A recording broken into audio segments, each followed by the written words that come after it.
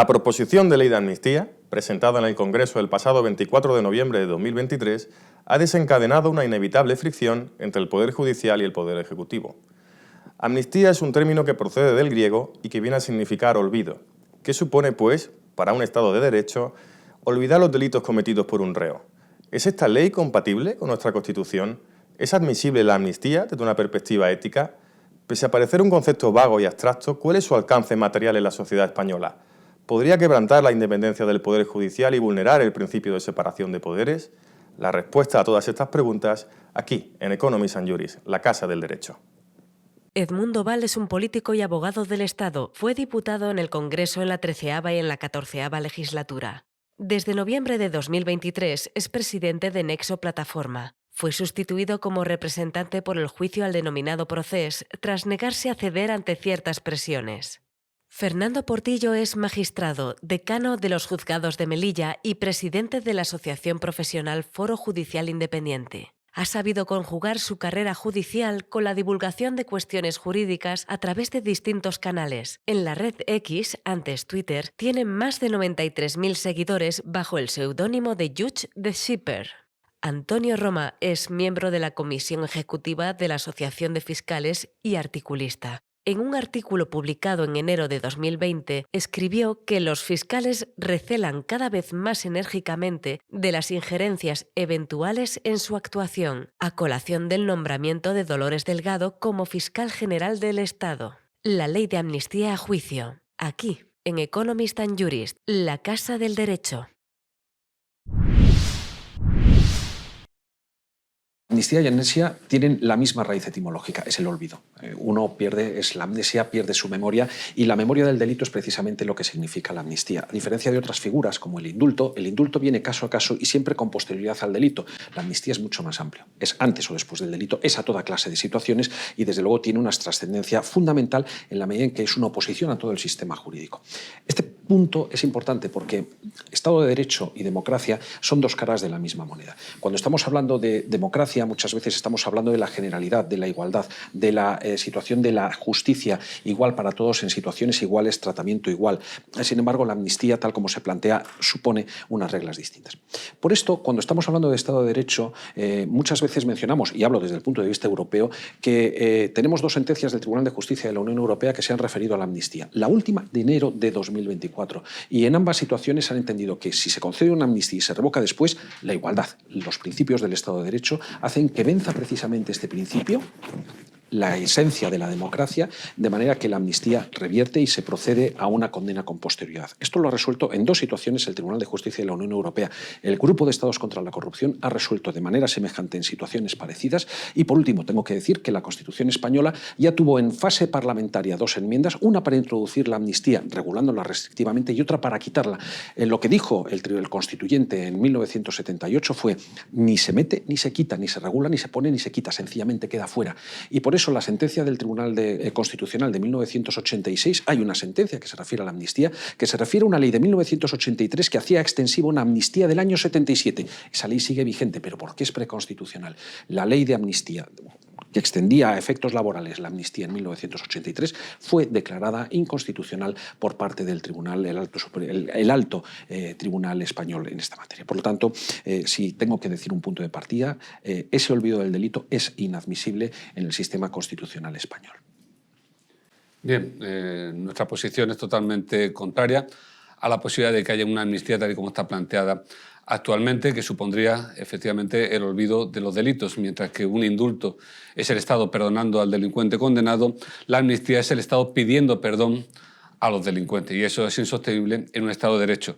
Tal y como está planteada la amnistía, sería contraria a nuestra Constitución española, en particular contraria a la reserva de jurisdicción que ha establecido que quienes deciden quiénes se condenan y quiénes se absuelven en nuestro ordenamiento jurídico son los juzgados y tribunales, atentando por tanto contra la separación de poderes al introducirse el poder legislativo en un ámbito competencial del poder judicial, y contraria a la igualdad de todos los ciudadanos ante la ley al suspender la aplicación de una ley penal a personas concretas por motivaciones específicas y manteniendo su vigor para el resto de ciudadanos españoles que hayan cometido o pudieran cometer esos mismos delitos.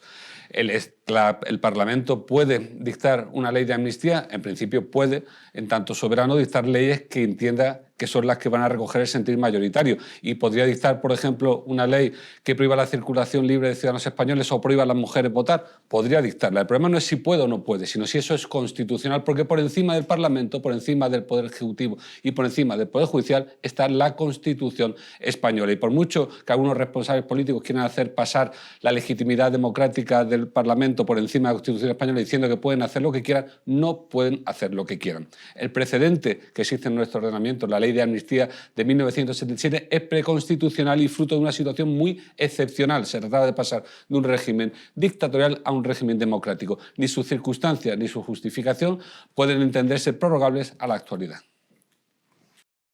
Vamos a ver, el poder político lo que ha pretendido es que nos centremos en el debate de la constitucionalidad de la ley de amnistía y ha querido o ha elaborado un argumentario, en mi opinión, absolutamente falaz en relación con la distinción de la institución, y ya se ha explicado por alguno de los intervinientes, entre la prohibición de indultos generales y la amnistía como dos instituciones diferenciadas, una que procede del Poder Ejecutivo, la otra que procede del Poder Legislativo. No caigamos en esta trampa. No caigamos en la trampa de debatir si la ley de amnistía va a ser constitucional o inconstitucional por virtud de la prohibición constitucional de los indultos generales. Rompe el principio de igualdad, rompe el Estado de Derecho, rompe la separación de poderes y rompe la independencia del Poder Judicial. Y por lo tanto, no nos limitemos a la prohibición de los indultos generales. Es que está atacando de una manera frontal el artículo 14 de la Constitución, pero me atrevo a decir que incluso también el artículo 1, cuando define a España como un Estado social y democrático y de derecho. Está rompiendo, en definitiva, el imperio de la ley y está privilegiando a unos señores delincuentes por razón de su ideología y por razón de la necesidad del presidente del gobierno de contar con 7 escaños. Son, por lo tanto, muchos los preceptos de la Constitución, por ejemplo, también el artículo 117 respecto a la potestad de juzgar y hacer ejecutar lo juzgado que corresponde en exclusiva al Poder Judicial, los que resultarían violentados por esta ley de amnistía. ¿Es legal y es legítima?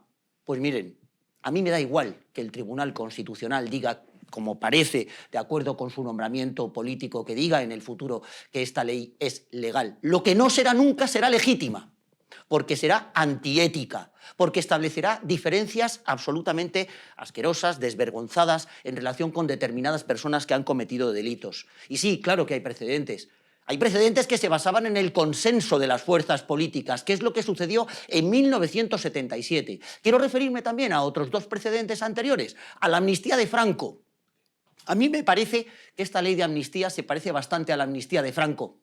Una amnistía que solamente perdonaba a los delincuentes de uno de los bandos, a los delincuentes que son mis amigos, pero no a todos los delincuentes. Y hay otro precedente también, la amnistía de Azaña, que lo prometió en su programa político, que no engañó a los votantes, que fueron los votantes a votarle precisamente con este elemento en su programa político. Por lo tanto, todos los precedentes son contrarios a la ley de amnistía que ha planteado en el Congreso de los Diputados el Grupo Parlamentario Socialista como proposición de ley. Estáis abundando en un punto que a mí me gusta y es la diferencia entre legitimidad democrática y legitimidad legal, para entendernos. A mí me parece muy delicado porque democracia y Estado de Derecho son 2 caras de una misma moneda, no son cosas distintas, es lo mismo. Claro, cuando uno lee el preámbulo de la ley y habla que el problema surge por una sentencia del Tribunal Constitucional del año 2019 es falaz. Primero porque cuando se producen acontecimientos que dan ocasión a delitos, no se producen porque lo diga una sentencia del Tribunal Constitucional, sino que lo que está haciendo es legitimar otra cosa distinta, que es entender que la democracia se ejerce cada 4 años metiendo un voto en la urna o con las circunstancias cuando somos llamados y que lo puede todo. Y aquí... A 4 años, pequeña dictadura. Claro, pero ¿cómo podemos establecer que haya un peso superior de una legitimidad sobre otra cuando todas son en esencia lo mismo? A mí me parece un punto muy delicado. Y hay otro punto que es el preámbulo de la ley, porque el preámbulo de la ley estás hablando del principio de justicia y de igualdad, por cierto, principios que están igual en el Tratado de la Unión Europea y en el Tratado de Funcionamiento de la Unión Europea. No hemos inventado nada nuevo. No es nada nuevo, es decir, el Grupo de Estados contra la Corrupción es para todo el Consejo de Europa, fuera incluso de la Unión Europea, precisamente en esos principios de igualdad, de que no son españoles, que esto es un problema de dimensión, claramente de dimensión europea. No nos quedemos en España.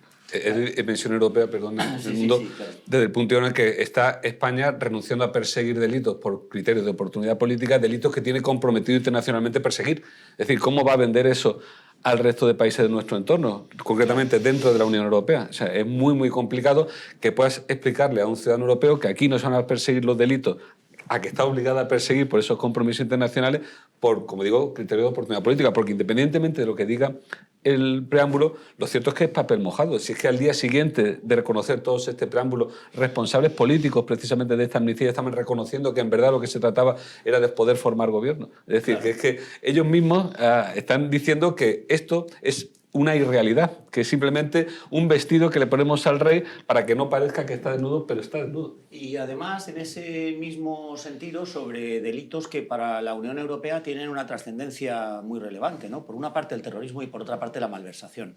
Yo sabéis que estuve en la instrucción de la causa y por lo tanto me la sé, digamos, porque toqué el papel, ¿no? Y tomé declaración a los propios testigos.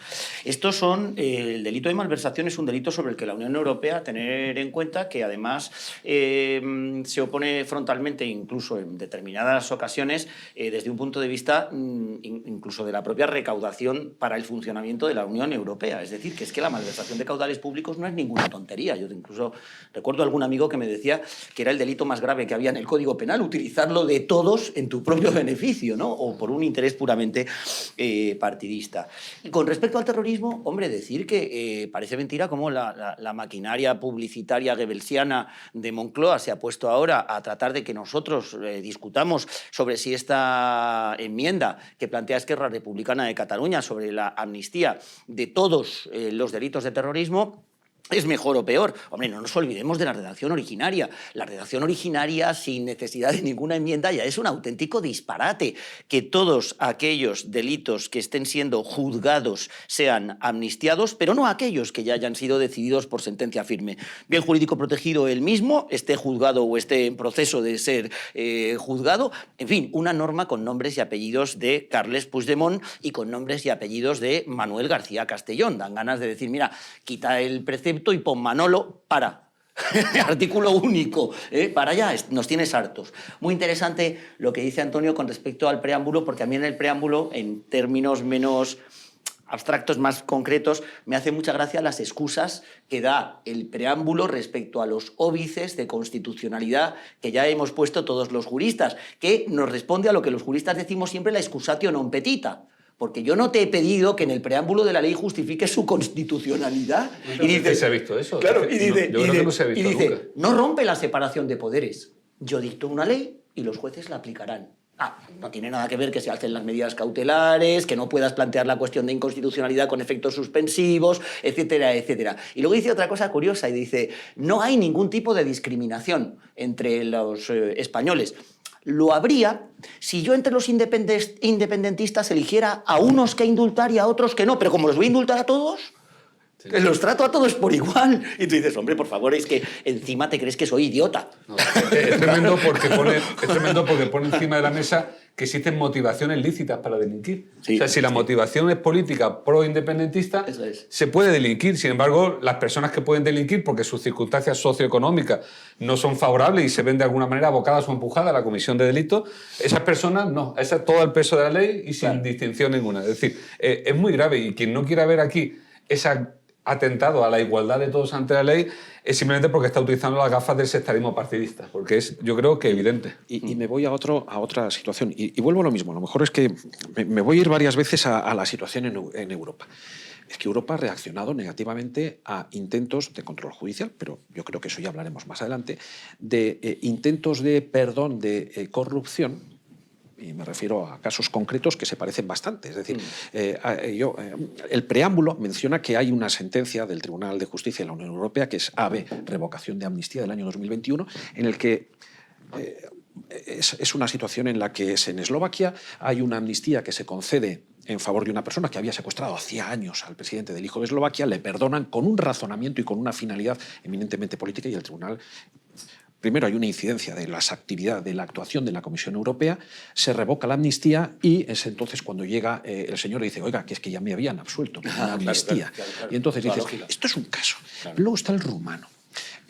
Rumanía en el año 2019 tiene un intento también de dictar una amnistía perdonando por delitos de corrupción y llega la Comisión Europea, llega Juncker y le dice no, esto no puede hacer esto. Y sin embargo llega después, hay otra actuación posterior contra el Poder Judicial, interviene el Greco, interviene el mecanismo de adhesión de Rumanía y Bulgaria y además, oye, pues tiene que llegar y es en enero del año 2024, ahora estamos a 26 de febrero, hace justo un mes hay una sentencia del Tribunal de Justicia de la Unión Europea que también le viene aquí.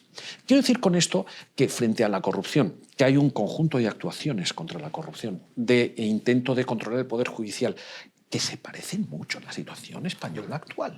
Con lo cual son unos precedentes que son muy llamativos y esto quiero ponerlo encima de la mesa porque me parece fundamental. Me gustaría también resaltar, porque además aquellos que nos estén escuchando o viendo tienen que tenerlo claro, el pacto democrático supone que nosotros cada 4 años votamos a nuestros representantes en el Parlamento para que dicten leyes que reflejen el sentir mayoritario de la sociedad. La herramienta legal es una herramienta de interés general.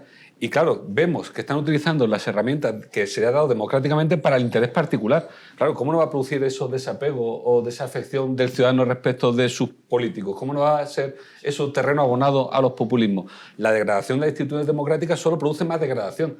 Y estamos en ese camino. Estamos en el camino en el que abiertamente vamos a utilizar las herramientas que se nos ha dado para la defensa del interés general, para el interés particular de unos poderosos negociando con otros poderosos su propia impunidad. Es tremendo. Teniendo en cuenta, además, que desde el punto de vista demoscópico se ve claramente que la mayor, como no puede ser de otra manera, la mayor parte de la población española es contraria a la amnistía. ¿Cómo no va a ser así? Quiero decir, estamos todos sujetos al imperio de la ley, salimos todos de casa por la mañana para cumplir con nuestras obligaciones y ganarnos nuestro jornal y volver a casa por la noche con la sensación del deber cumplido y nos encontramos con unos sinvergüenzas, con unos caraduras que han cometido delitos gravísimos contra la Constitución, como dice la propia sentencia condenatoria, que son delitos contra el orden constitucional, por mucho que no se condenara por rebelión, sino por sedición. Y el Constitucional lo dijo cuando tuvo que analizar la constitucionalidad de las leyes de y les perdonamos. Yo, fíjate esto que decías, Fernando, antes de este, que luego lo veremos, ¿no? Pero este efecto que puede producir en la sociedad y la percepción que la ciudadanía puede tener sobre este elemento de la amnistía, me pasa una anécdota curiosa. Yo estoy embarcado en un nuevo proyecto político y la gente me dice, ¿y para qué estás embarcado en este proyecto político nuevo? Digo, para delinquir no.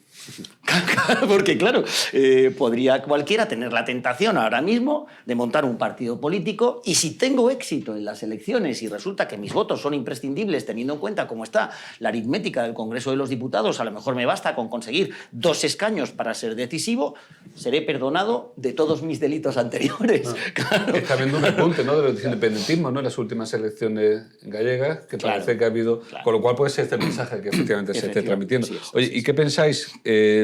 Yo creo que es un argumento que ya se ha deshecho como un azucarillo conforme pasa el tiempo, pero hablaban de que las amnistías son constitucionales, son permitidas en estos ámbitos jurídicos porque hubo amnistías fiscales. O sea, yo creo que es confundir, desde luego, una cosa con otra. Pero bueno, igual es necesario dejar claro que no tiene nada que ver una cosa con otra. Aquí se nos produce muchas veces, y vosotros lo sabéis igual que yo, a los juristas, que utilizamos un lenguaje técnico que significan las cosas que significan, no era una amnistía, y luego la interrelación con los periodistas. Y los periodistas bautizan las cosas de una forma que les resulte atractivo, como es lógico, haciendo su función, y aquello lo llamaron amnistía fiscal, pero en realidad era un indulto fiscal. ¿Por qué? Porque yo lo digo porque además a mí me hicieron alguna consulta como jefe del departamento de penal sobre este tema del indulto fiscal, ¿no? Tú tenías que pagar la cuota tributaria para que se relajara, para que no se te persiguiera penalmente. Pero no se borraba el delito, no te devolvían lo que habías pagado. Luego, lo que hacía aquella amnistía, llamada por los periodistas amnistía fiscal, ¿qué era? Perdonar la pena. Perdonar la pena, no perdonar el delito. El delito seguía existiendo. Lo que muy bien ha dicho Antonio al principio, la amnistía es amnesia, la amnistía es olvido. Y como tú has dicho, Fernando, además no es solamente ya el perdonarles, es casi pedir nosotros perdón. el Estado represor de las libertades frente a los valientes catalanes que no tratan más que ejercer sus derechos. El Estado tiene mecanismos y me voy a una película que yo creo que todos recordáis, que es Airbag, y es que al final el concepto es el concepto. Vamos a ver. El concepto. ¿Qué es el concepto? Sí, El concepto así. es el concepto. Está bien, Y claro, a ver, vamos a ver, yo creo que no hay que confundir las cosas y que efectivamente hay mecanismos para poder actuar. Claro, la amnistía, que es ese reducto que queda a los reyes absolutistas de celebrar sus cumpleaños sacando a la gente a la calle porque hoy lo he querido, claro, aquí tenemos una institución del antiguo régimen trasladada como una novedad democrática. Y vamos a poner las cosas en su sitio. La amnistía es una excepción al sistema legal y a todo el marco jurídico. Esto es lo que hay que poner encima de la mesa. Que si yo les quiero perdonar caso a caso, le llamo indulto. Claro. Que lo quieren indultar, hablemos, y eso será otro debate de los límites de los indultos y su regulación actual, eso es otra cosa. ¿Que quiero evitar el delito? Modifico el Código Penal. Se ha hecho en el año 2022 para perdonar o para reducir o para intentar sacar a la calle personas condenadas por un delito de malversación de caudales. Se modifica en el año 2022 el delito de malversación, que ya tiene su propio debate. Es decir, hay mecanismos. Las amnistías surgen normalmente como mecanismos que dan cauce o dan fin a un sistema político por otro distinto. Eso es. Si esto es lo que estamos hablando, pues que nos lo digan. Claro, sea bueno, claro. Pero hay que decir las cosas como son. Bueno, y con la diferencia con respecto al indulto, yo recuerdo, pues, por ejemplo, cuando nosotros mismos lo planteábamos, que era el tema de que no se podían indultar delitos de corrupción. El propio presidente del gobierno lo defendía. Y ahora ya no solo el indulto, sino la amnistía. Claro.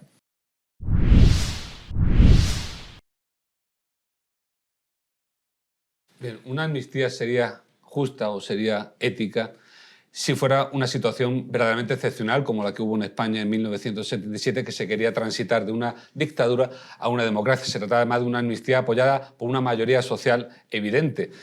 Hay que tener en cuenta también que el propio Tribunal Europeo de Derechos Humanos, cuando habla de la amnistía presente en algunos tratados internacionales, exige como requisito que haya habido una reparación del daño y que además haya un reconocimiento de los hechos. ¿Qué ocurre con esta amnistía?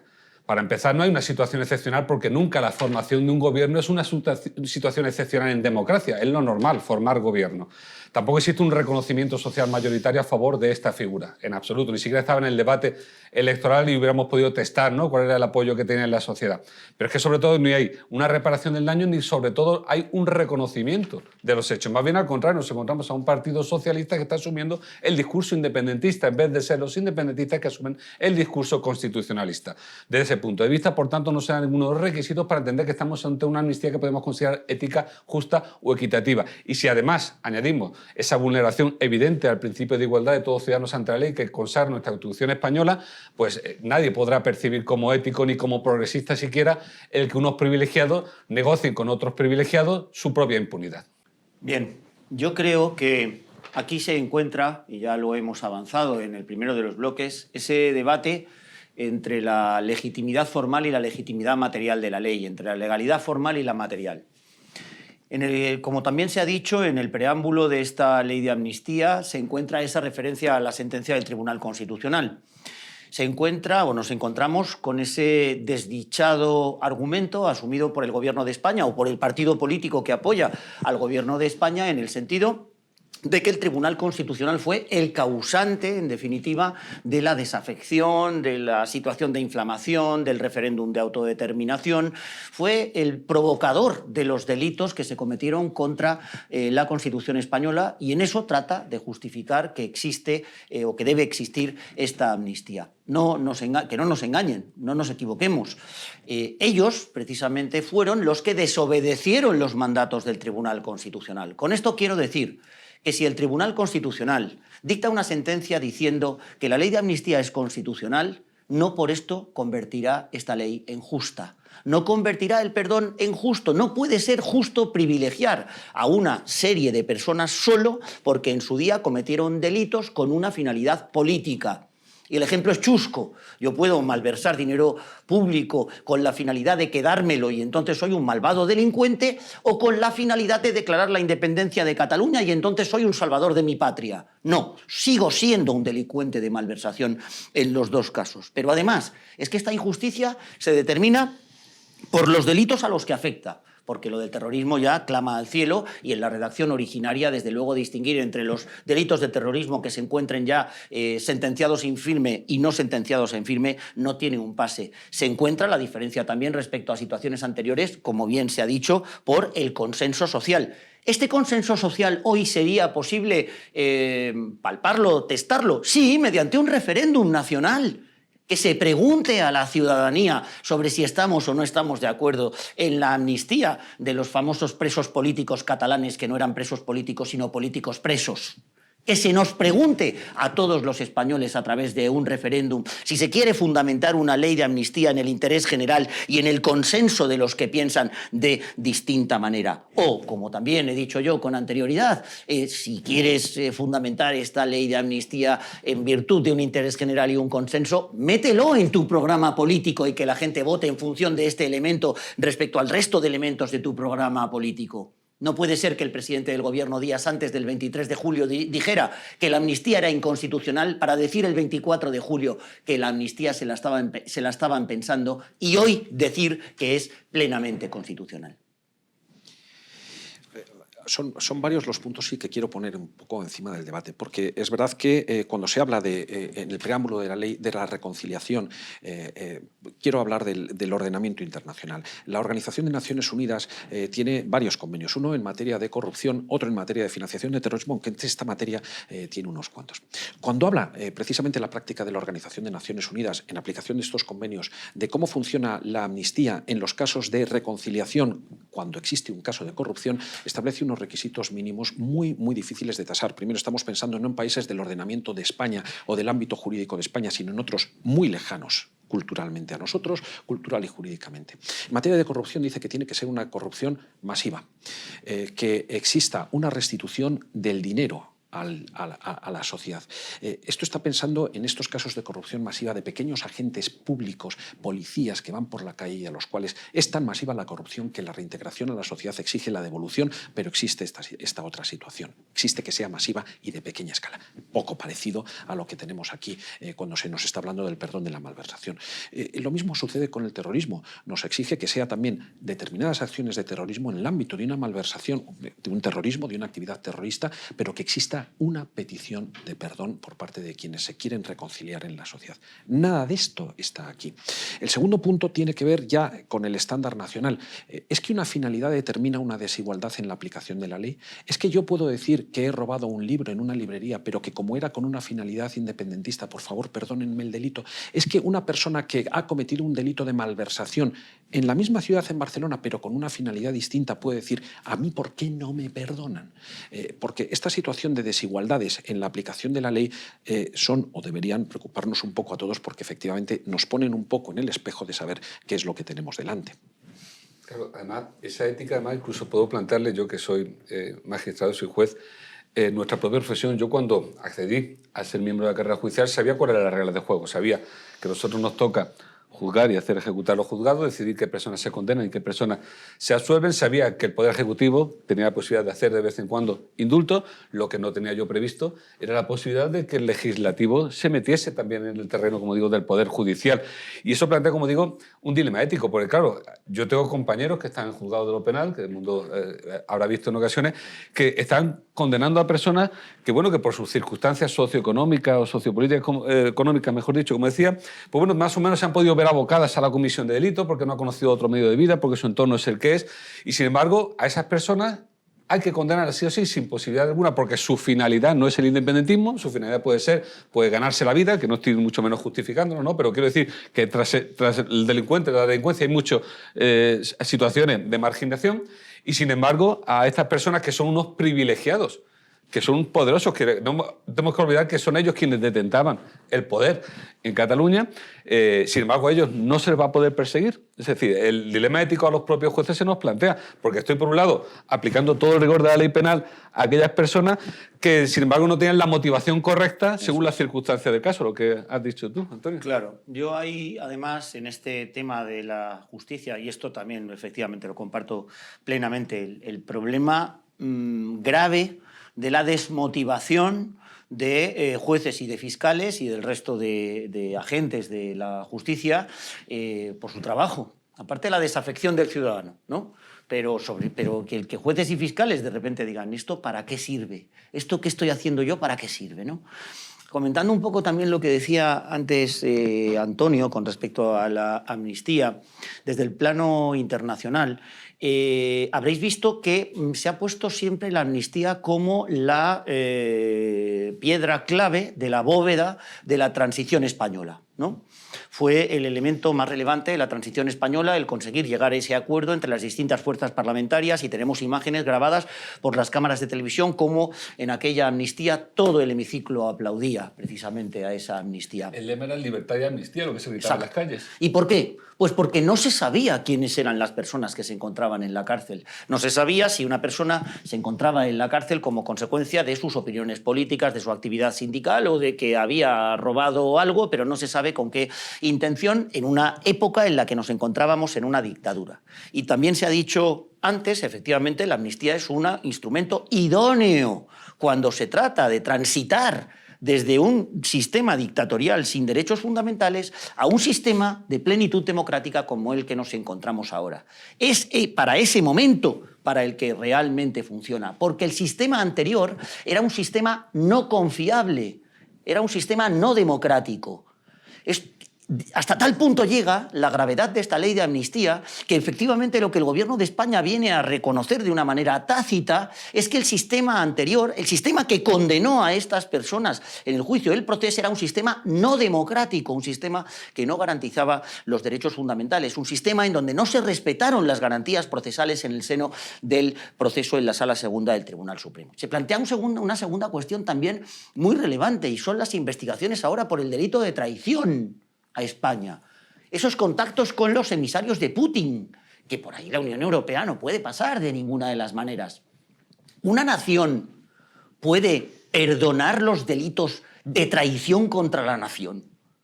Es que esto es algo absolutamente rocambolesco, inusitado e imposible en ningún otro país del mundo. Fijaros, en la transición, donde la amnistía era lo relevante, España, y esto como somos españoles y no nos ponemos medallas y entendemos que siempre lo extranjero es mejor que lo español y somos unos ciudadanos siempre acomplejados con nuestro país, nunca ponemos en valor que España ha sido el primer país de la historia del mundo, de la humanidad, en conseguir pasar de un sistema dictatorial a un sistema democrático respetando los procedimientos establecidos en la legislación anterior y mediante una evolución pacífica sin derramamiento de sangre, sin revolución.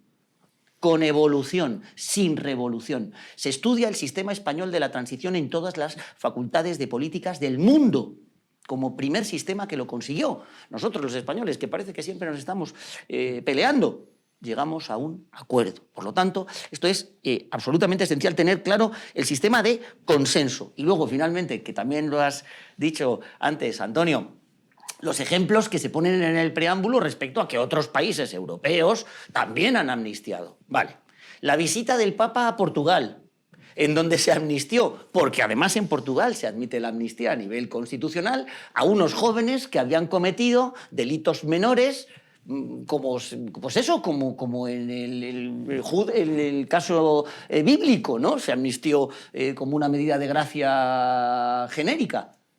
Este caso es comparable con unos señores que atentan contra el propio Estado, malversando, siendo presuntamente instigadores de actos terroristas de cale borroca, de terrorismo de baja intensidad, con disturbios, con malversación de caudales públicos, con desobediencia a los mandatos del más alto tribunal español. ¿De verdad se creen que somos idiotas, que somos tontos? Claro. Hay un punto que el estándar, los principios, el Estado de Derecho. Claro, todos hablamos de igualdad ante la ley, justicia, etcétera, pero el concepto también, o estos estándares se han extendido también a esta defensa de los sistemas. La delincuencia organizada, la corrupción.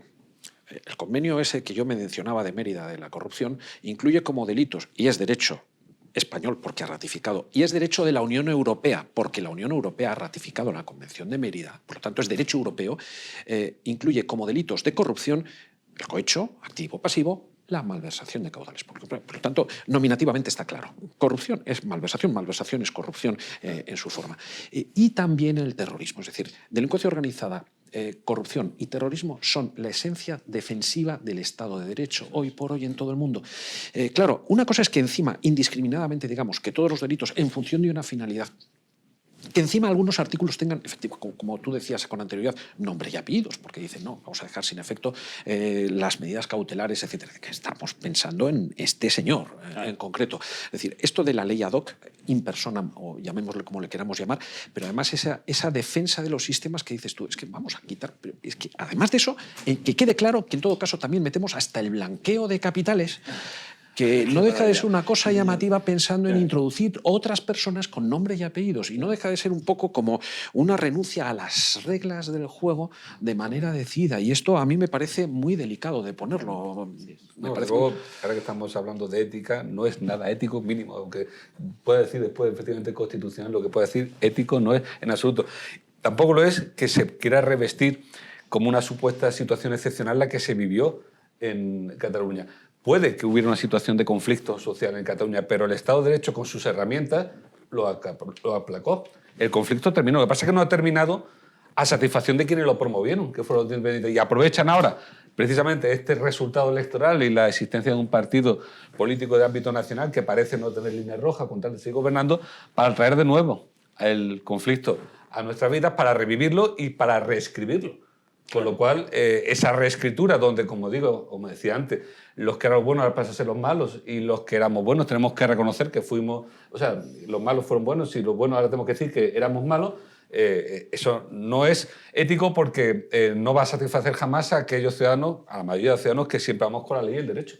A mí me molesta, fíjate, particularmente, ya lo he dicho varias veces en este coloquio, en esta mesa redonda, el engaño. Es decir, tratar a los votantes como si fueran menores de edad. Tratar a los votantes como si fuéramos todos personas con discapacidad psíquica que no estamos entendiendo bien y que somos susceptibles de ser engañados con discursos totalmente flojos y sobre todo que tratan de disimular lo que es de verdad, lo que es la realidad, ¿no? Ya lo hemos dicho también antes. No, es que tratamos de procurar la convivencia en Cataluña. Y por lo tanto nuestra ley es justa, porque tiene una finalidad noble, que es procurar la convivencia entre catalanes. No, tú estás haciendo esto porque necesitas 7 votos en la investidura, vas a necesitar 7 votos en la tramitación de la ley de presupuestos para poder seguir adelante con tu programa político y mantenerte en la Moncloa durante los próximos 4 años, y si no, se caerá la legislatura. Esta es la realidad de las cosas. En este sentido, yo creo que debemos de verdad realizar una reflexión como nación, y quiero proponerlo además en un doble sentido. Por una parte, desde el punto de vista jurídico, acordaros de cómo se quitó de la ley orgánica del Tribunal Constitucional el tema de la cuestión previa de inconstitucionalidad de las leyes. Y yo lo vi bien, porque creo que el Tribunal Constitucional no podía frenar la actuación legislativa del gobierno que había sido democráticamente elegido. Y luego, claro, si el Tribunal Constitucional tarda 8 años en dictar una sentencia, pues entonces tú no puedes ejercer la política en virtud de la cual los ciudadanos te han votado. Lo entiendo, lo entiendo. Ahora bien, en este caso en concreto, esto que te pone de manifiesto del eje ferenda hacia el futuro, tiene que haber una cláusula según la cual en aquellos casos en los que la sentencia, y esto es una cosa que tenemos en otras leyes, no pudiera recobrar el elemento de justicia del sistema anterior, porque es posible, como bien hemos dicho al principio, que una vez que se declarara hipotéticamente la nulidad de la ley de amnistía, alguien surgiera y dijera, pero yo ya estoy amnistiado, a mí usted no me puede juzgar. Pues para que eso no sucediera, que hubiera un sistema suspensivo en donde la sentencia que eventualmente pudiera dictar en el futuro el Tribunal Constitucional no reparara el error de una ley nula, que es algo discutible y que en su día tendremos que pelear. Y segundo, desde el punto de vista político, no me voy a cansar nunca en mi vida de decirlo, cambiar la ley orgánica de reforma del régimen electoral general. Reformar la ley orgánica del régimen electoral general para que no haya otra vez nunca más esta necesidad de tener que gobernar con las minorías. Hoy gobierna en España el 14% de los votos. El 14% de los votos, las minorías. Esto no puede ser, esto no puede ser. Hay que establecer barreras de entrada, hay que establecer una mayor correspondencia entre los votos y los escaños cambiando el sistema DONT. Hay que hacer muchas cosas de este tipo porque no puede volver a pasar lo que está pasando ahora. Y hemos pasado por alto que esa referencia que hace el preámbulo a la sentencia constitucional sobre el Estatut catalán no es cierto. Eso que se dice. Quiero decir, la sentencia es de un año, 2 años después aparece la primera manifestación catalana pro-independentista famosa, o sea, que tardó 2 años el pueblo catalán en reaccionar, una sentencia que afectó a muy poquitos artículos del Estatuto catalán. Aquí no había ningún tipo de agravio, ningún tipo de indignación ciudadana respecto a una sentencia. Simplemente es la excusa que se han montado para, por eso, vestir al rey. No, y además estos falsos equilibrios yo creo que un poco forzados, como los policías que están siendo juzgados por aquellos incidentes y también se les incluye en la amnistía. A ver, por favor, no pongamos en balanzas parecidas cosas que son muy distintas para dar una solución que creo que no cabe en ningún caso. Si alguien se excede en el ejercicio del poder, cuidado, tampoco merece en ninguna de las direcciones, circunstancias y demás, ¿no? Es decir, a mí me parece que estamos entrando en caminos de unas desigualdades, de unas situaciones que quizás haya que ver un poco, que la gente reflexione un poquito. Yo creo que es importante que la gente piense un poco la consecuencia de todo esto. Policías que lo único que hacían era cumplir con el mandato que estaba emanado del Tribunal Superior de Justicia de Cataluña mediante un auto y que después pues, tuvimos en la Abogacía del Estado que montar un sistema de defensa jurídica porque efectivamente recibieron un montón de querellas por parte de los independentistas. Que les absuelvan o que les condenen, que les indulten o que no les indulten, pero introducirlo en la amnistía... Ejercicio legítimo de un deber, oficio, cargo, que dice el Código Penal.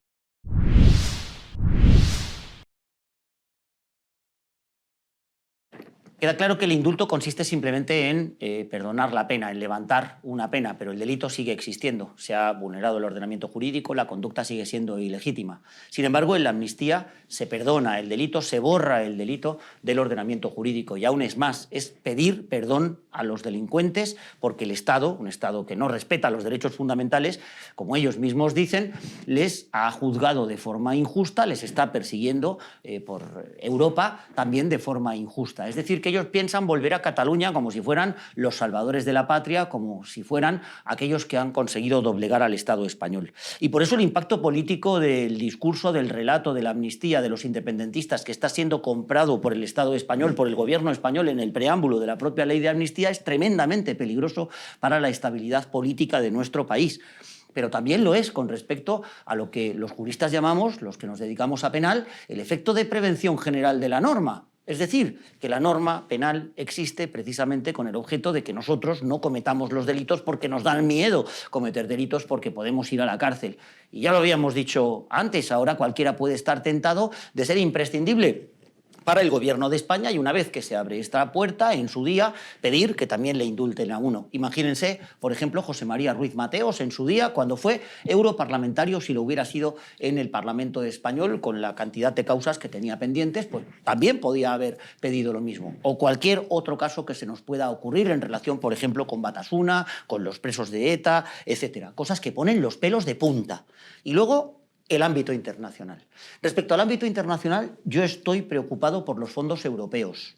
Sí, es verdad que hemos tenido aquí a la Comisión de Venecia, lo cual además es un éxito por parte del Partido Popular que lo propuso. Tendremos al Grupo de Estados contra la Corrupción, que también algo tendrán que decir. Tendremos el informe del Estado de Derecho de la Comisión Europea. Tendremos posiblemente la cuestión prejudicial ante el Tribunal de Justicia de la Unión Europea. Pero es posible que peligren los fondos europeos y España depende de los fondos europeos para salir de la crisis del COVID. Yo, por eso, esto creo que es un ejercicio de irresponsabilidad política por parte del Gobierno de España, porque no merece la pena, por 7 votos, poner a nuestro país en esta situación de inestabilidad política, causar la desafección ciudadana y ponernos en riesgo en Europa. Yo me animo a una reflexión general, porque es verdad que vivimos en un tiempo muy polarizado. O se es de un lado o se es del otro. Y desde luego se ha planteado en unos términos de que para fomentar un determinado gobierno o impedir el otro, introducimos la ley de amnistía. Cuando digo llamar a una reflexión es porque ¿dónde vamos a poner el límite hacia el futuro? Porque claro, si hacia el futuro estamos diciendo que para conservar esto la solución es la amnistía, pensemos en el futuro cuando se pueden plantear con otro color, con otras camisetas, con otras personas dentro de la camiseta del mismo color, da igual, cómo lo vamos a hacer hacia el futuro y sobre todo cuando estamos remarcando cuáles son los límites. Si introducimos corrupción, si introducimos terrorismo, si introducimos blanqueo de capitales, si introducimos cualquier delito, cualquiera que llegue va a tener la misma legitimación para hacerlo hacia el futuro. Olvidémonos de los colores, de las camisetas y de la situación actual. Pensemos en dónde nos va a quedar el sistema. Y enlazando con lo que ha dicho Edmundo hacia el futuro. ¿Cómo va a trabajar Europa si a Hungría le ha quitado los fondos por inmiscuirse en el Poder Judicial? ¿Qué va a hacer el Greco con Rumanía, con Bulgaria, con Eslovaquia, en los que esta situación se ha producido, con Eslovenia, por otra situación parecida también con la amnistía? O con una introducción, con una intromisión, usted no investigue un delito de corrupción. Cuidado, la responsabilidad internacional es un punto que hay que poner encima de la mesa y el futuro español lo tenemos que ver. Quítense las camisetas, los colores, la situación. Es un problema de dónde vamos a funcionar hacia el futuro y esto me parece que hay que ponerlo encima de la mesa. Sí, luego impactaría muy gravemente en la convivencia social, porque está mandando un inequívoco y lamentable mensaje a la ciudadanía, que es que los poderosos juegan con otras reglas, que es que los poderosos están por encima de las leyes y de los jueces que las aplican, y abriendo un melón muy peligroso, como ha indicado Antonio. Estamos reconociendo la posibilidad de que en el futuro cualquier formación política o conjunto de formación política, mediante el juego de las mayorías parlamentarias, pueda aprobar leyes para garantizar su impunidad o la de sus amigos. Si ese es el modo de solucionar los conflictos, bueno, ¿por qué no va a pasar en el futuro? Con ello, además, el ciudadano está viendo cómo los responsables políticos utilizan la herramienta del interés general, que es la ley, para su propio y exclusivo beneficio, abonando el descontento generalizado, abonando el terreno a los populismos y degradando nuestra democracia. Nunca, como he indicado anteriormente, degradar y mal usar las instituciones democráticas va a producir como resultado una mejora de nuestro sistema. Todo lo contrario. Lo que va a producir es un deterioro de la confianza de los ciudadanos en las instituciones. Internacionalmente, pues igual que mis compañeros, me suena muy complicado que Europa pueda admitir que España, mediante ley, renuncia a perseguir unos delitos que está obligada internacionalmente a perseguir y de lo cual depende, además, de cumplir con esas exigencias europeas, el percibir unos fondos. Yo creo que al final este peligrar de los fondos europeos pudiera ser la herramienta que desde Europa pudieran corsetar esta iniciativa. Es el único modo que a mí se me ocurre. Pero fíjate, Fernando, una cosa. Estás diciendo que para integrarse en la Unión Europea tiene usted que vigilar las políticas de corrupción. Y aquí estamos quitando, porque claro, la amnistía es quitar la pena, es quitar la privación de los beneficios del delito, es quitar el decomiso. Es quitar la eficacia. ¿Cómo voy a decirle yo a Ucrania que no entre en la Unión Europea porque no cumple un estándar que en cambio le perdono a España? Claro, ¿Qué hacemos con Rumanía? ¿No? Y ya los fondos se han comprometido en otros países europeos, con lo cual Claro. España, aunque tiene un peso específico más importante, a lo mejor en el ámbito de la Unión Europea, también ya se ha puesto sobre la mesa. La pérdida de los fondos ya se ha dicho. Exacto. Ya se ha puesto sobre la mesa. Yo he escuchado en persona al comisario Reinders hablar de este tema en relación con un caso que has sacado tú, Antonio, que es el tema de la intromisión en el Poder Judicial, no solamente el caso de Hungría, sino también el caso de Polonia, aunque ahora Polonia, pues la Unión Europea está siendo más suave con ella como consecuencia de la necesidad que tenemos de Polonia para ayudar a Ucrania y poder, a través de su territorio, mandarles armas, asistencia, etcétera, etcétera. Pero el comisario Reinders lo dijo, una vez que estuvo aquí en un desayuno informativo, lo dijo muy claro. Miren, yo con este tema del Consejo General del Poder Judicial, ustedes verán, a Polonia le estamos poniendo una sanción por incumplir la sentencia del Tribunal de Justicia de la Unión Europea de 1 millón de euros al día. Y no se puede escaquear, no puede no cumplir, porque como le tenemos que dar los fondos, lo que nos debe lo restamos y le damos menos porque sigue sin cumplir el tema. En el caso de Polonia, yo creo que era el de la Comisión Disciplinaria del Consejo General del Poder Judicial polaco, que estaba designado directamente por parte del Poder Ejecutivo.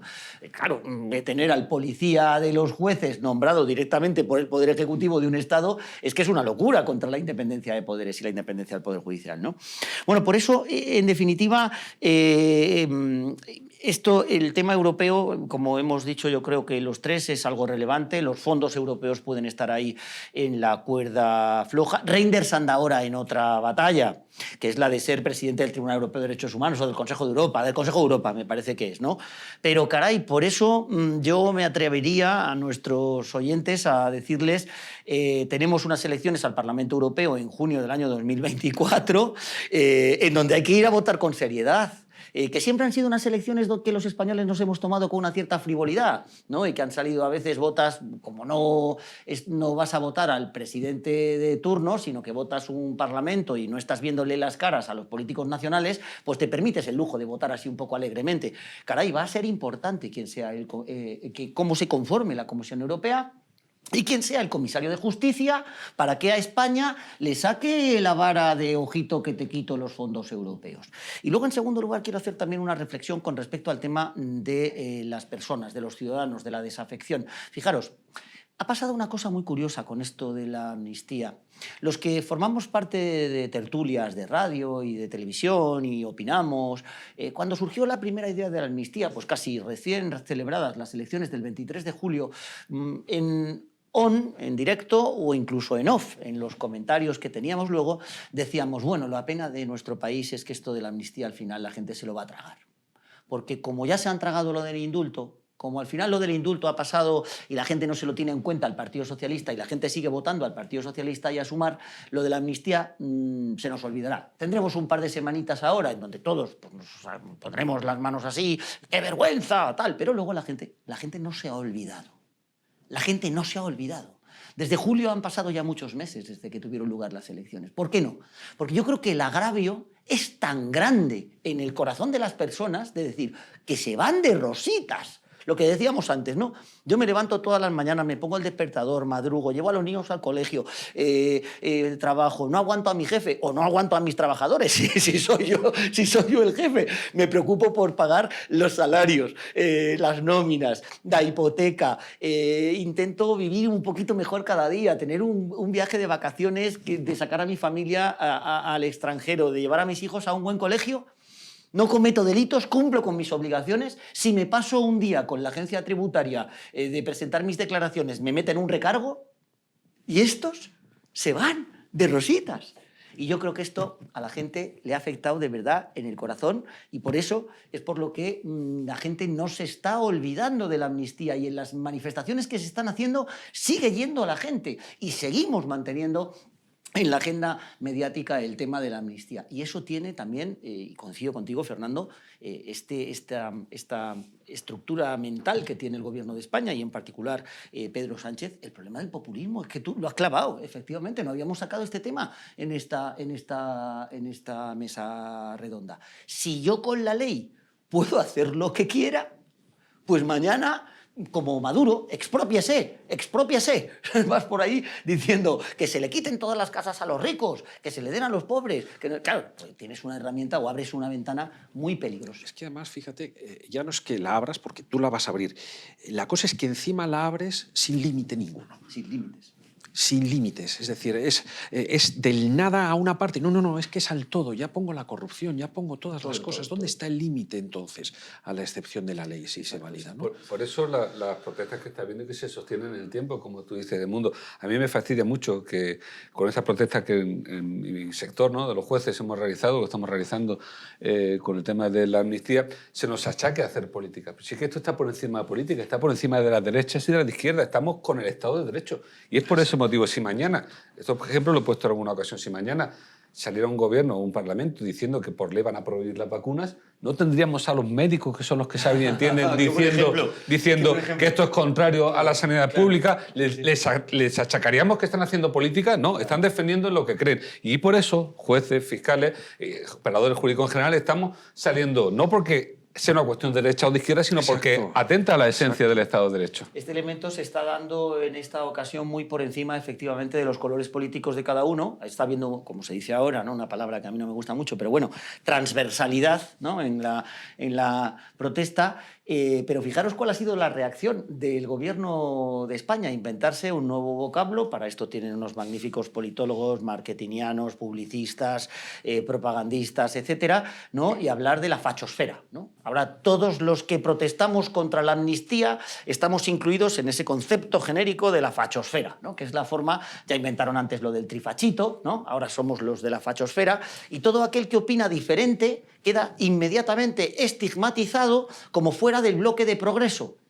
Porque en el bloque de progreso tenemos, claro, a Junts per Catalunya, caray, los mayores progresistas del mundo, al PNV, que es un partido político cuyo lema principal dice Dios y leyes viejas. Fíjate, ya solo la palabra vieja en tu lema, hombre, muy progresista no será, ¿no?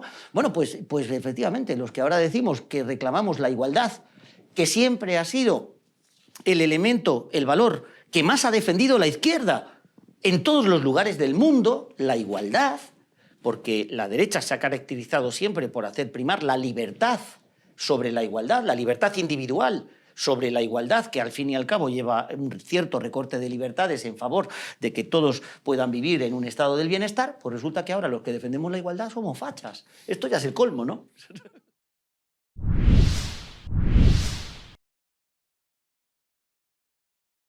La amnistía afecta profundamente a la reserva de jurisdicción que tiene nuestra Constitución española, que ha previsto que solo jueces y tribunales tengan la labor constitucional de decidir quiénes se condenan y quiénes se absuelven. Atenta, por tanto, a la separación de poderes, porque la Constitución, que ha previsto esto, solo ha permitido una pequeña puerta de entrada al Poder Ejecutivo a través de los indultos particulares para, de alguna forma, entrar en el terreno del Poder Judicial y deshacer puntualmente algunas condenas. Pero en ningún caso la Constitución ha previsto que el Poder Legislativo tenga también esa puerta de entrada a la función del Poder Judicial mediante una ley de amnistía en la que decida qué personas se condenan y qué personas se absuelven. Esta intromisión en la función jurisdiccional que corresponde por la Constitución, sin esa reserva de la Constitución, atenta contra la separación de poderes. Pero es que además la amnistía viene revestida de un discurso legitimador conforme al cual todo lo que se hizo antes respecto de los independentistas estuvo mal hecho. Es decir, se está diciendo que hubo lawfare, como se ha dicho, es decir, que hubo un complot de determinados jueces para imponer sentencias por motivos ideológicos y no, por tanto, por motivos jurídicos. Esta acusación, conforme a la cual, por tanto, habría unos jueces que habrían estado realmente cometiendo prevaricación, es reconocer o es querer decir que durante un periodo de tiempo no hubo independencia judicial, que durante unos años unos jueces no fueron independientes porque actuaron por motivaciones políticas. Y esto es muy, muy grave. Pero claro, ¿qué nos va a sorprender a nosotros que desde la clase política se afecte a la independencia judicial cuando tienen secuestrado al Consejo General del Poder Judicial? Y no me refiero a un partido concreto, sino a ambos partidos que, mediante una negociación política infructuosa, mantienen en estado de bloqueo un órgano tan importante como es el Consejo General del Poder Judicial y que además parece que no quieren soltarlo, puesto que no quieren atender a esas exigencias europeas de que los jueces podamos elegir, aparte de ese Consejo General del Poder Judicial, como modo de despolitizar el órgano y como modo de eliminar ese factor de corrupción que Europa dice que es este sistema. La afirmación del lawfare es la negación del Estado de Derecho. Esto hay que decirlo así de claro. Es decir, es un sistema de presión inventado a través de un estereotipo, de una idea, de una palabra, que al final es una palabra vacía de concepto. Lo que se está afirmando es que existe un intento judicial de controlar la situación política. Hay un discurso de politización de la justicia, hay un discurso de judicialización de la política. Esto es otra cosa distinta.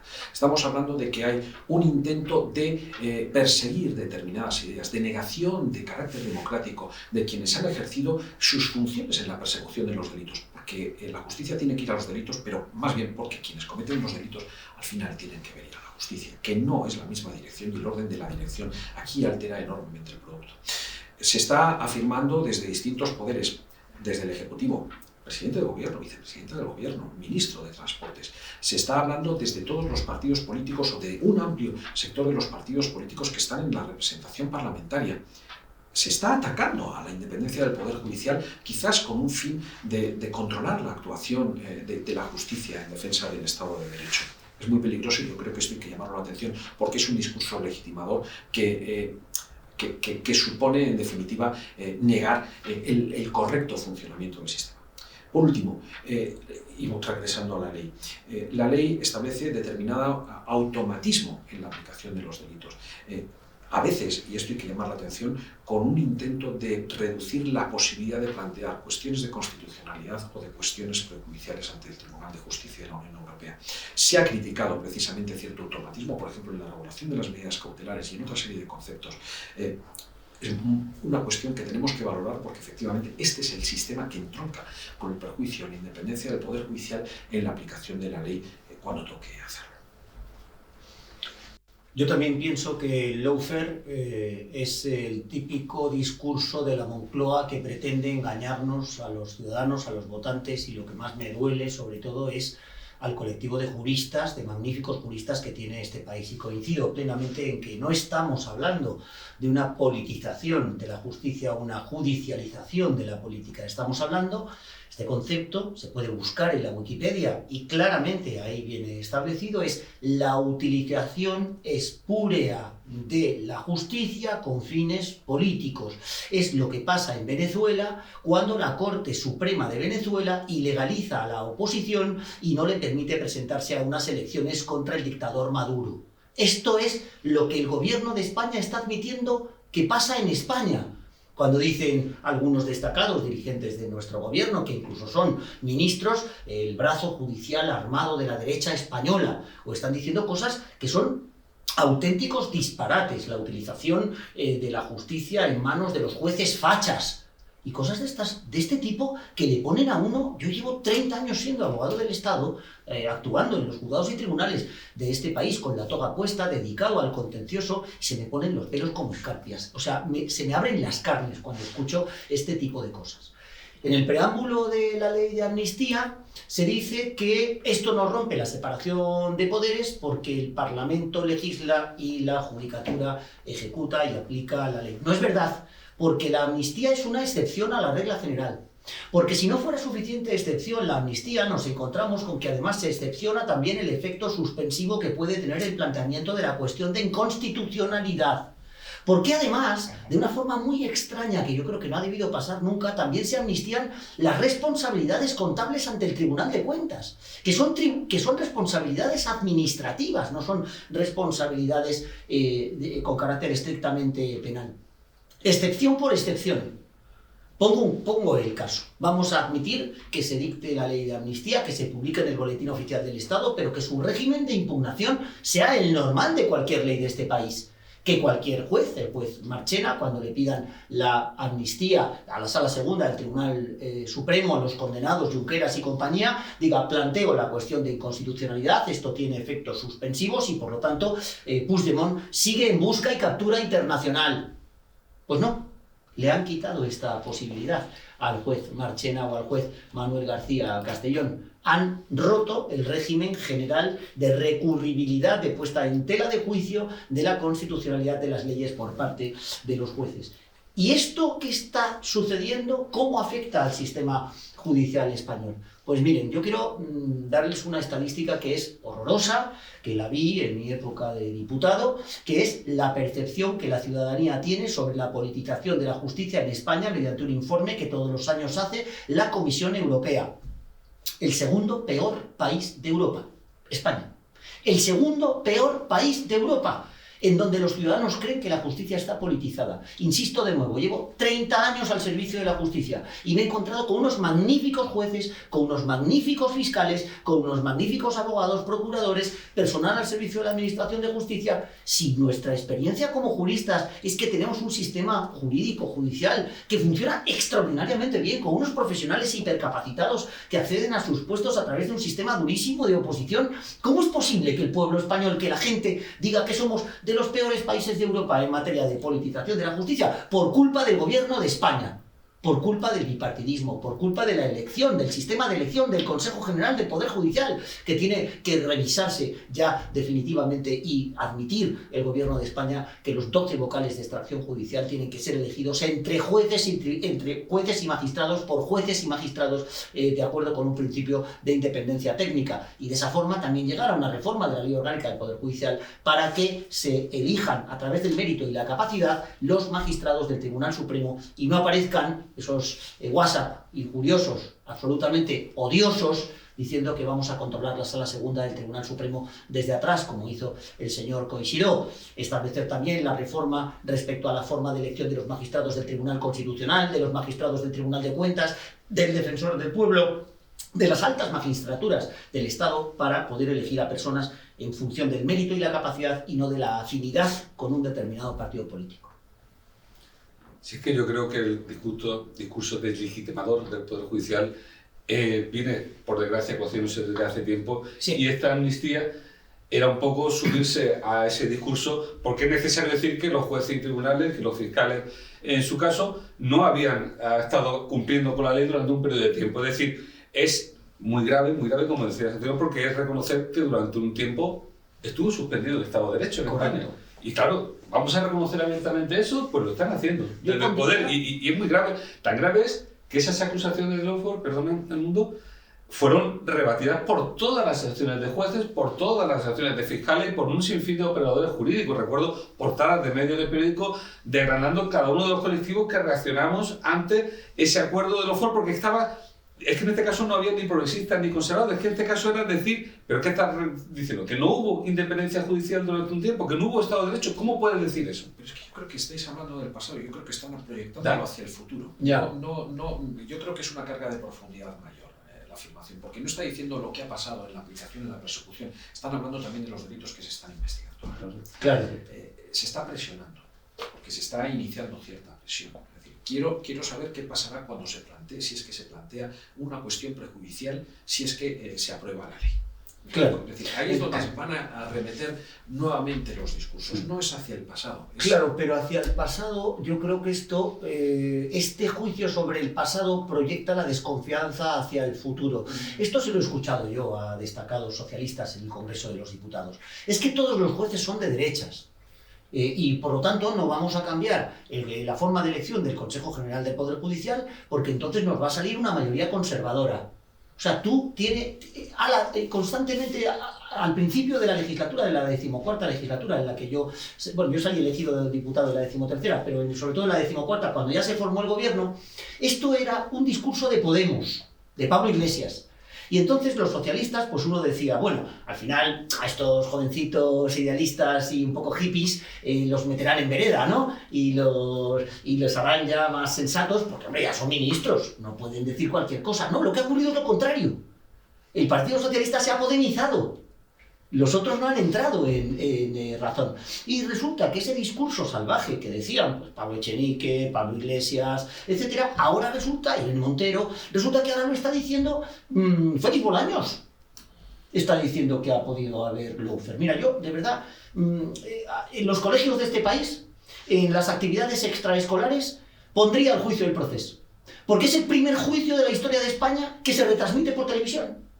Nadie puede decir que a puerta cerrada el juez Marchena, que le llamamos juez Marchena, que también me da un coraje, excelentísimo señor magistrado don Manuel Marchena, que como debemos referirnos a él, nadie podemos decir que hiciera un malabarismo facha, totalitario para impedir las garantías del proceso que establecen los artículos 24 y 25 de la Constitución Española en relación con los que son los acusados. ¿Qué es lo que sucede con este tipo de delitos? ¿Qué pasó con este tipo de delitos? Yo también lo digo también de una forma pedagógica. Que son delitos que se cometen a la vista de todo el mundo. Los delitos de políticos de este pelo, en donde tú tienes que declarar la independencia de Cataluña, pues te sirven de propaganda política. Los cometes a la vista, ciencia y paciencia de toda la ciudadanía.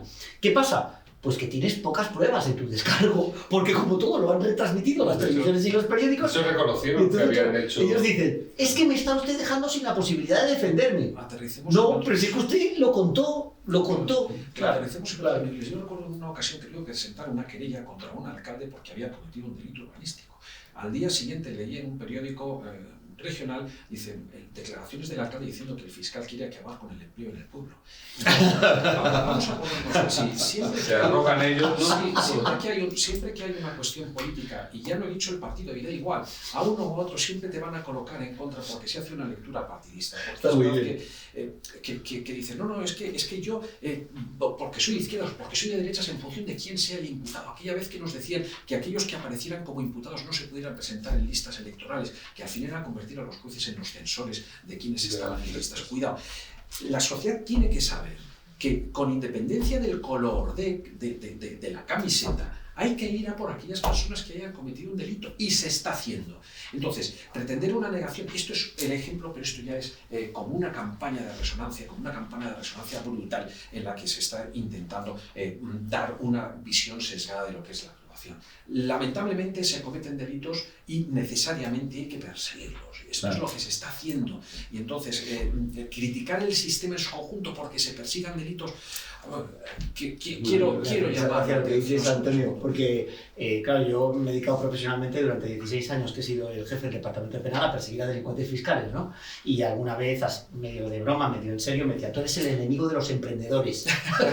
Un poco lo que te decían a ti, ¿no? El problema es que el discurso se lo hemos regalado al mundo, porque lo que decías del procés, a mí el juicio del procés, a mí me parece que es un ejemplo de bien hacer en un tribunal, por supuesto, porque estábamos todos pendientes de él, y claro, ahí todo el mundo fue a reglamento y más allá incluso, ¿no? De garantista y de...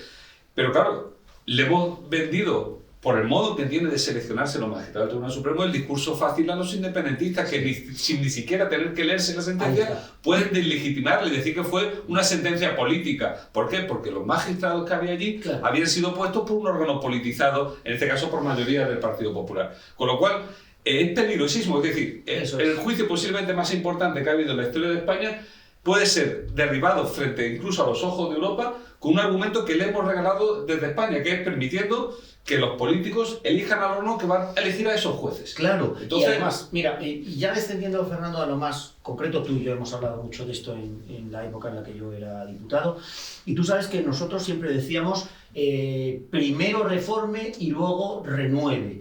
Yo, en la inercia o la concepción política que tengo yo sobre cómo se entiende la política y que debe partir esencialmente siempre de la transacción, del acuerdo, del Parlamento, etc., yo estaría dispuesto ahora mismo, de verdad estaría dispuesto a renueve y luego reforme. Hasta ahí podría dar un paso atrás. Esto lo hemos hablado muchas veces. Mira, ya hemos sacado un tema de discrepancia, aunque sea al final. Porque la situación es que es insostenible. Claro, ¿qué pasa? Que yo ahora he vuelto a la jurisdicción, yo ahora estoy en la Sala Cuarta del Tribunal Supremo, en donde hay 7 de 13 magistrados. La Sala de lo Contencioso Administrativo del Tribunal Supremo es una debacle. Pero o sea, es horroroso, eso no es culpa de la falta de renovación, es culpa de una ley que hace 2 años y medio se aprobó para impedir que el Consejo funcione y si sea tú lo tomas desde la perspectiva interna, desde dentro, desde el lado de los juristas, tiendes a quién tiene la culpa, quién no tiene la culpa, etc. Pero si lo tomas desde la perspectiva del político, yo estoy a caballo entre las dos cosas, tengo que resolver un problema. Claro, tengo que resolver un problema. Y resolver un problema es mantener el sistema que es malo, porque mañana se renueva el Consejo y no hablamos de la reforma del sistema. Nos olvidamos todos, seguro. Con el compromiso de reformarlo. Renovemos con el compromiso de reformar. Yo estoy de acuerdo que la primera posición, que tú y yo la hemos hablado, estamos de acuerdo plenamente en esta, es primero reformamos, luego renovamos. ¿Por qué? Pues porque ya hemos visto que cuando el poder político tiene interés en tramitar rápidamente una ley, en 3 meses sacamos la reforma. Es que esa ley que no se puede modificar, esa ley que dice, pero ¿cómo decís que no hay que cumplir la ley? Si esa ley es la que hay que cumplirla, digo sí, y cuando queréis se modifica, ya se ha modificado 2 veces esa ley, primero para quitar el nombramiento al Consejo de Funciones y segundo para devolver el nombramiento del magistrado del Constitucional. Y se ha querido reformar una 3ª vez para cambiar la mayoría, que al final se retiró. O sea, que esa ley es posible modificarla en el procedimiento de renovación. Déjame decirte también una cosa importante, y es, y completamente de acuerdo contigo en lo que estás diciendo de la percepción de los ciudadanos, de la politización de la justicia, la culpa la tiene el sistema de nombramiento del Consejo General del Poder Judicial. Pero fíjate, con respecto a jueces y fiscales, yo creo que aquí la amnistía ha dado una vuelta de tuerca a la percepción de la justicia en los ciudadanos. ¿Por qué? Porque jueces y fiscales ahora mismo aparecéis ante la ciudadanía como la última barrera de garantía del Estado de Derecho. Y yo, cuando le pregunto a la gente ahora, que antes podía decir, bueno, los jueces, vete tú a saber que van no sé qué, uno de derechas, otro de izquierda, los magistrados conservadores y los progresistas, esta cosa tan repugnante que todo el mundo tenemos interiorizada, ¿no? Por culpa también en parte de los medios de comunicación, el magistrado conservador, el magistrado progresista. Y ahora hay mucha gente que te dice, menos mal que tenemos jueces elegidos por oposición, que tenemos jueces que son valientes y que están dando la batalla al poder político, y yo creo que esto de cara a la percepción de la ciudadanía, de la judicatura y de la fiscalía va a suponer que vayáis a incrementar, digamos, vuestra imagen. Pero no nos quedemos con la imagen, que eso está muy bien, sino modifiquemos las leyes para profundizar en la independencia de las instituciones del Poder Judicial y de la Fiscalía. Claro, que creo que eso es importantísimo, potenciar la independencia de verdad, no solo como mera imagen. Y que la Fiscalía ahora necesita. Por supuesto. Hay que reforzar la percepción de independencia y esto significa decir que es independiente. La Eso, abogacía del Estado hay que ponerlo en la sirve a un... Que no se pone, es autónoma. Es autónoma, pero fíjate que pero debiera ser la independiente. Fiscalía Europea pone independencia, la Constitución portuguesa pone independencia, la Y aquí España no lo... pone independencia, la Argentina pone independencia. Claro. Todas hablan de independencia, es decir, es el independentismo, vamos a dejarlo. La abogacía del Estado no es independiente, es la abogacía del gobierno, es la abogacía que dictamina... Explícame al mundo, porque la abogacía del Estado se llama así de Estado, pero es el gobierno, ¿no?, quien decide. Es el gobierno quien decide, quien establece los objetivos políticos, por lo tanto, de por dónde anda la administración. Pero lo que sí que tenemos todos los funcionarios es independencia técnica y deber de neutralidad política. Entonces, en definitiva, ¿qué es lo que sucede? Tú, a un gobierno, le puedes decir: no tienes razón, pero tus dictámenes no son vinculantes. Tú puedes hacer lo que quieras. ¿Qué pasa? Claro que si te vas en contra de lo que dice un dictamen de la abogacía del Estado, te vas a encontrar a lo mejor con una querella por prevaricación y desde luego con una batalla política tremenda. Y luego, en segundo lugar, los funcionarios públicos, que no somos ni fiscales ni jueces, que sois autoridades, tenemos otro elemento, y es que a pesar de ser abogados de parte, lo que no podemos hacer es engañar. ¿Por qué? Porque estamos sometidos al imperio de la ley, al principio de legalidad, lo dice el artículo 103 de la Constitución. O sea, el funcionario público tiene que aplicar la ley. Entonces casos típicos que se producen en la administración. Mire usted, quiero contratar esto. Pues mire, tal como usted me lo está planteando, no se puede. Se podría de esta otra manera. Es decir, el abogado tiene que ser posibilista, tiene que permitirle a su cliente hacer lo que tiene que hacer y decirle cómo se tiene que hacer. Pero en segundo lugar, si a mí me dicen que yo lo que tengo que hacer es mentir, falsear, engañar, no puedo. Y no puedo hacerlo. En cuestión de deberes, yo creo que es importante también marcar los límites de unos en relación con los otros. Es decir, insisto, yo creo que con el término lawfare se está presionando. Y se está presionando desde poderes constitucionales. Sí. Y es muy delicado marcar esto.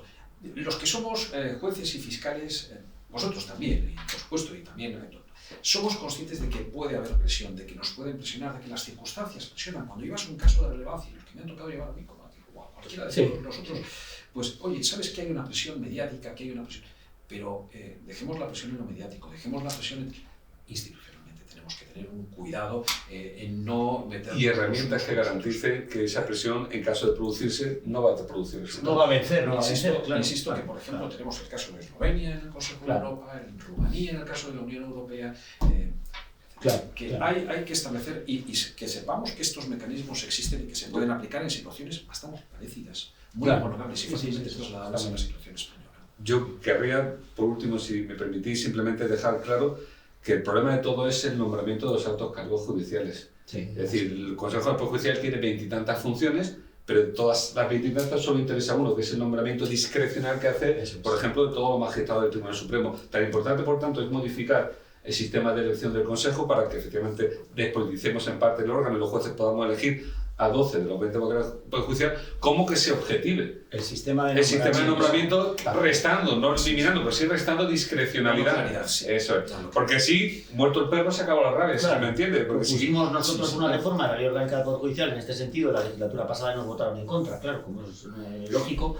Primero por venir de nuestro propio grupo parlamentario y en segundo lugar porque es que estás perdiendo un poder enorme. Claro, es que quieren controlar el Consejo porque piensa que así controla un nombramiento. Si los nombramientos dejan de poder ser controlados porque has metido mérito y capacidad objetivándolo, les dejará de interesar el Consejo. Claro.